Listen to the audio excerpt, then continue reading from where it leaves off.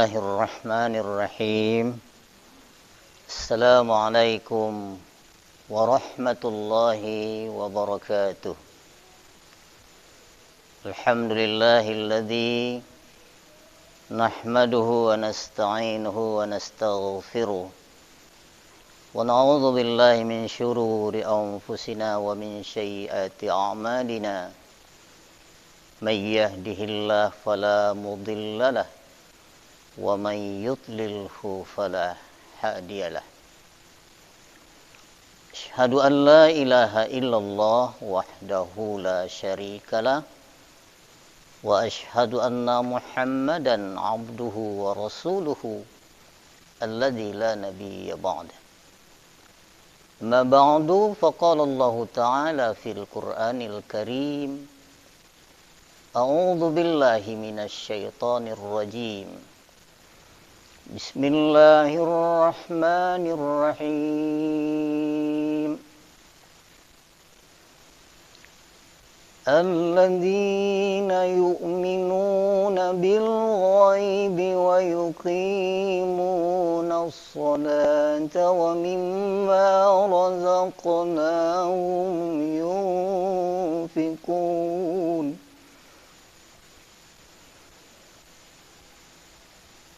Aqimis salata liduluqis syamsi ila ghasaqil laili wa qur'anal fajr.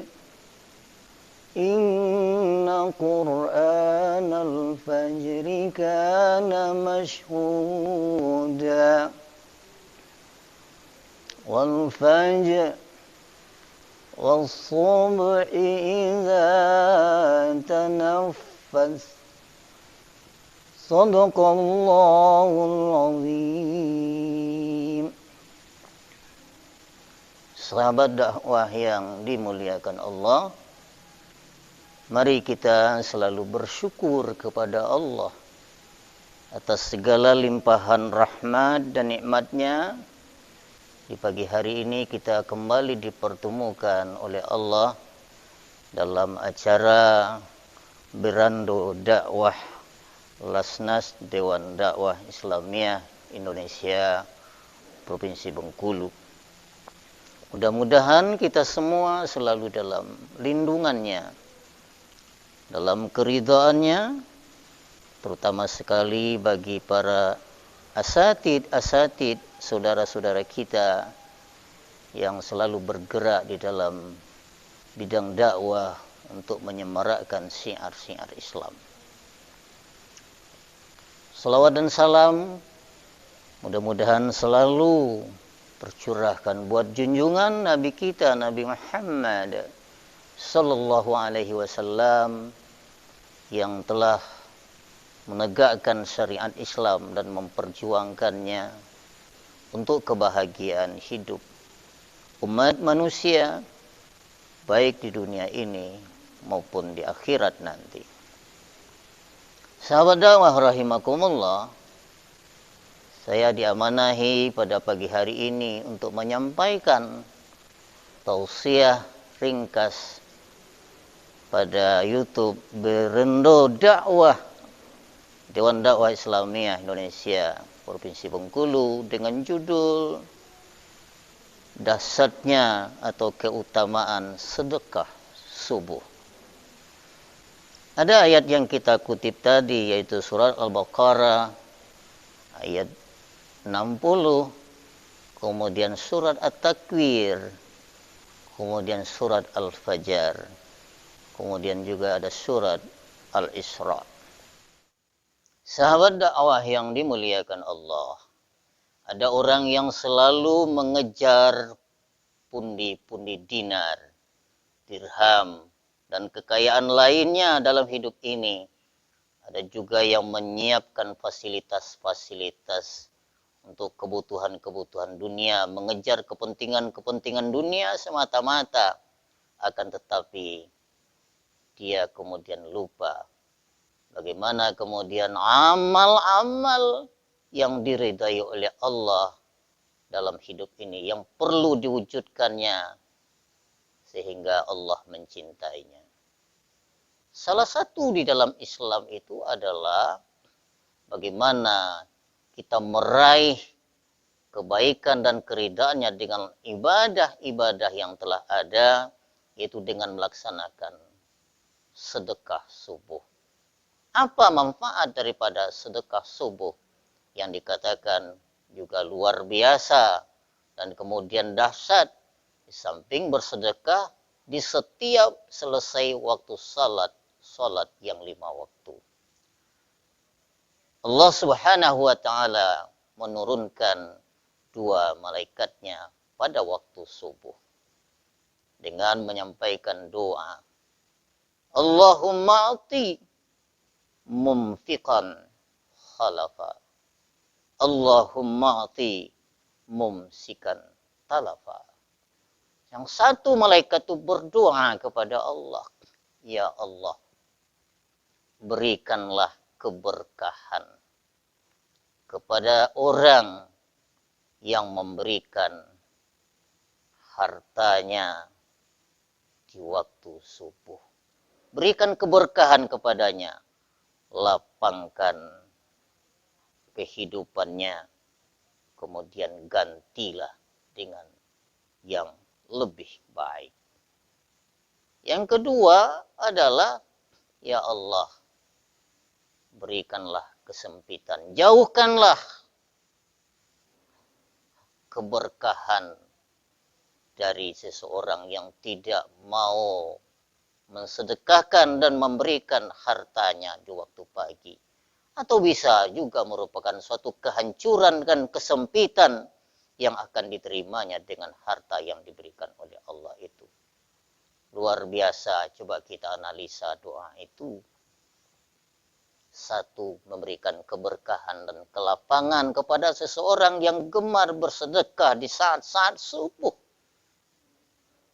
Bagaimana hartanya kemudian bernilai manfaat, berkah bagi dirinya, berkah juga bagi orang lain, umat secara luas. Ada juga kemudian yang merasa selalu gelisah dengan apa yang diberikan oleh Allah kepadanya.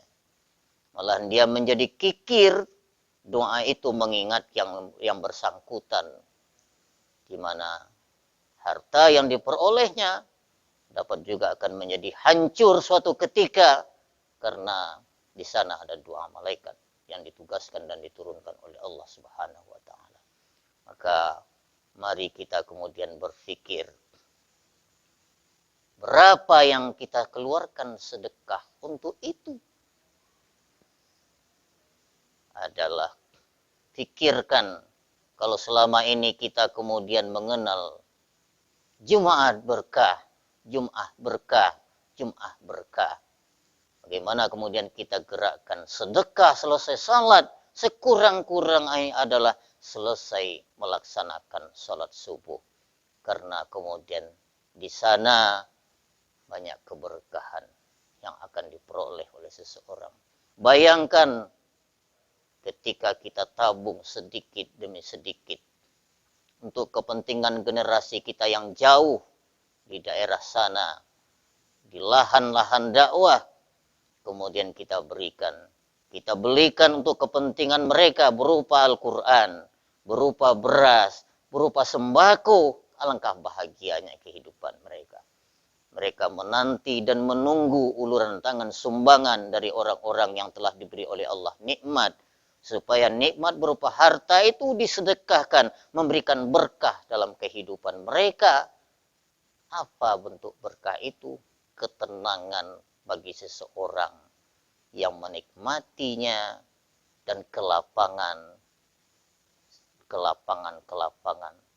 dalam hidupnya. Kesulitan-kesulitan yang dia tempuh menjadi lapang. Urusan-urusan yang dihadapinya menjadi mudah.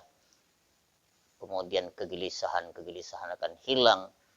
Baik persoalan-persoalan keluarga maupun persoalan-persoalan apa yang akan dihadapi dengan sedekah subuh itu. Banyak manfaatnya yang akan diraih oleh orang tersebut. Sahabat dakwah yang dimuliakan oleh Allah. maka jadikanlah sisa umur yang diberikan oleh Allah kepada kita ini untuk menjadi berkah dalam kehidupan kita. Sebagaimana doa Rasulullah SAW, ya Allah, berkatilah umatku yang selalu memberikan, membelanjakan hartanya, kebutuhan-kebutuhannya, dan untuk orang lain di saat subuh. Mudah-mudahan kita semua ambil bahagian dalam persoalan-persoalan sedekah-sedekah ini. Sedikit demi sedikit lahirlah kemudian kekuatan-kekuatan dalam kehidupan umat kita, anak-anak kita, saudara-saudara kita yang membutuhkan uluran tangan dan kemudian kebutuhan-kebutuhan lainnya untuk menegakkan syiar-syiar Islam. Mudah-mudahan kita semua menjadi hamba-hambanya yang selalu memberikan sebahagian kecil daripada harta kita untuk kepentingan dakwah bagi para penegakan syariat-syariat Islam kita.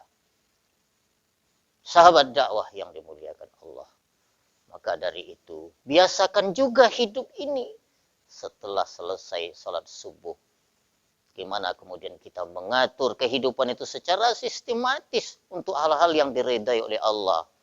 Baik pembisnis, orang kaya, dan yang lain-lainnya. Semuanya itu kemudian sesuai dengan doa daripada malaikat yang diutus oleh Allah tadi, supaya lapang. Maka tidaklah baik selesai salat subuh itu kemudian kita tidur kembali. Bagaimana keberkahan itu akan diantarkan oleh Allah. Padahal keberkahan itu kemudian akan diberikan oleh Allah pada saat seorang selesai mulai dari subuh sampai seterusnya berakhirnya waktu subuh itu. Dan rugilah seseorang yang kemudian selesai salat subuhnya tidur kembali karena berbagai banyak alasan dan alasan yang dicarinya di dalam kehidupannya.